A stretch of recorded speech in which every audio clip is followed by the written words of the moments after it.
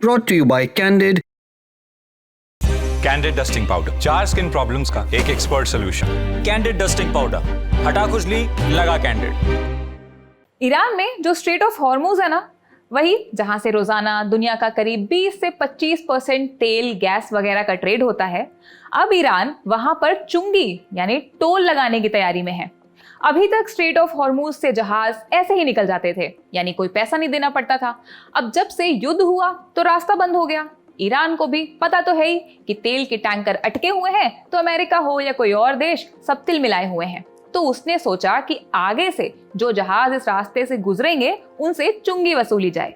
Iran की संसद ऐसे कानून पर काम कर रही है। ऐसा अंग्रेजी अखबार अल जजीरा ने ईरान की न्यूज एजेंसियों फार्स और तस्नीम के हवाले से बताया है।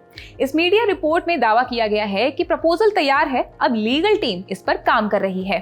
ब्लूमबर्ग ने भी फार्स न्यूज एजेंसी को कोट करते हुए बताया है कि अगले हफ्ते तक प्लान फाइनलाइज हो जाना चाहिए। इस प्लान में कहा गया है कि स्ट्रेट ऑफ हॉर्मुज से जो जहाज निकलेंगे उनकी सिक्योरिटी इंश्योर करने के लिए ये फीस कलेक्ट करना जरूरी है। जैसे बाकी किसी भी कॉरिडोर में होता है, जब एक देश से सामान निकलता है तो ड्यूटी पड़ती है, तो जहाजों और टैंकरों को भी ड्यूटी देनी चाहिए।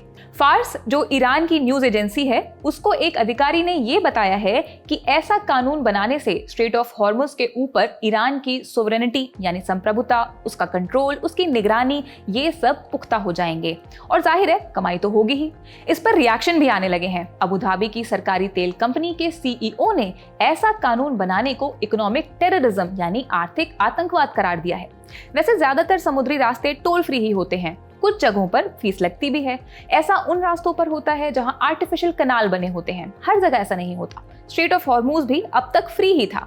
अब जब इस रास्ते के बंद रहने से दुनिया भर के बाजारों में तेल की कीमतें ऊपर नीचे होती रही, तो जब इस पर टोल लगने लगेगा तो भी ग्लोबल इकोनॉमी पर असर तो पड़ेगा ही।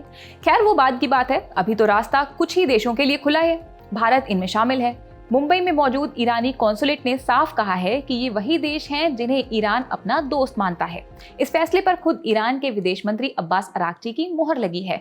इनमें भारत के अलावा चीन, रूस, इराक और पाकिस्तान शामिल हैं। बाकी इससे जुड़े और जो भी अपडेट्स होंगे हम आप तक लाते रहेंगे। मैं हूं शताक्षी अस्थाना, कैमरे के पीछे है राहुल। आप देखते रहिए द ललन टॉप।